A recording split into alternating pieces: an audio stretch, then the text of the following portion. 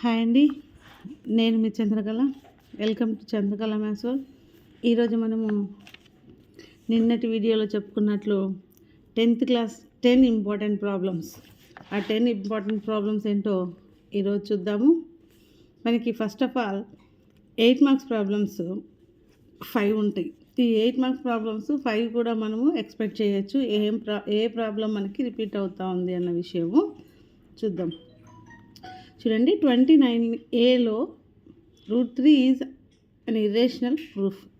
అంటే ఇక్కడ √3 అంటే √5 కావచ్చు, √2 కావచ్చు, √3 కావచ్చు, ఏదైనా కానీ నంబర్ ఏదైనా సరే రూట్ అనేది కన్ఫర్మ్. √3నా, √5, √2నా ఇర్రేషనల్ నెంబర్ ప్రూఫ్ అనేది కంపల్సరీ ప్రాబ్లం ఉంటుంది.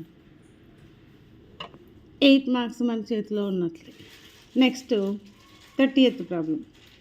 30thలో సెక్షన్ ఫార్ములా బేస్డ్ ప్రాబ్లం ఉంటుంది. Otherwise area of rhombus. ఈ 2 ప్రాబ్లమ్స్లో ఏదో ఒకటి కన్ఫర్మ్ అన్నమాట. నెక్స్ట్ ప్రాబబిలిటీకి సంబంధించి డెక్ ఆఫ్ కార్డ్స్ కావచ్చు, 90 డిస్క్ కావచ్చు, 1 to 8 స్పిన్నర్ కావచ్చు. ఈ 3 టాపిక్స్లో ఏదో ఒక ప్రాబ్లం మనకి కంపల్సరీగా వస్తుందన్నమాట. నెక్స్ట్ స్టాటిస్టిక్స్లో మీడియన్, మోడ్, ఈ రెండింటిపైనే ఎక్కువ ఫోకస్ ఉంటుంది. ఎప్పుడో మనల్ని ఇబ్బంది పెట్టాలంటే తప్ప మీన్ జోలికి వెళ్ళరు. Compulsory median or mode. ఒకవేళ ఇబ్బంది పెట్టాలి అన్నప్పుడు మీన్ ఇస్తారనమాట. నెక్స్ట్ 33లో గ్రాఫ్ ప్రాబ్లం. ఏ ఈక్వేషన్ ఇచ్చినా గ్రాఫ్ ఎలా మనం డ్రా చేయాలి అన్నది ఆల్రెడీ వీడియో చేస్తున్నాను, చూడండి. సో 5 ప్రాబ్లమ్స్ మనకి 5 8 40 మార్క్స్ మన చేతిలో ఉన్నట్లే. నెక్స్ట్ 4 మార్క్స్ ప్రాబ్లమ్స్ చూద్దాం.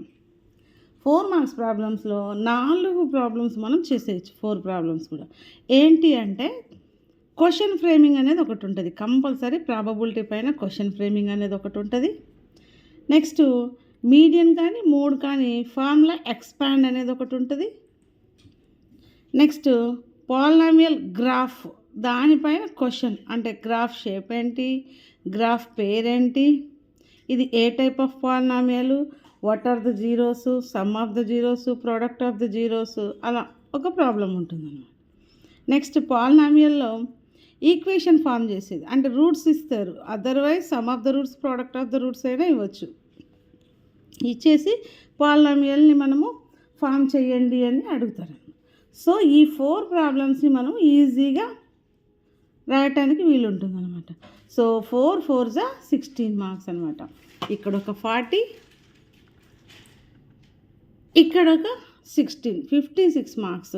Next 2 marks problem. 2 మార్క్స్ ప్రాబ్లమ్స్లో నేచర్ ఆఫ్ ద రూట్స్ పైన ఒక ప్రాబ్లము, సిమిలారిటీస్ క్రైటీరియన్ రూల్స్ పైన ఒక ప్రాబ్లము ఉంటుంది. సో 2 2 4 మార్క్స్ ఉంటాయి.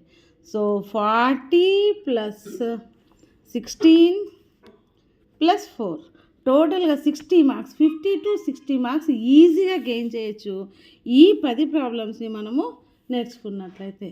ఇలాంటి మరిన్ని వీడియోస్ కోసం సబ్స్క్రైబ్ చేసుకోండి, Chandrakala maths world. Thank you.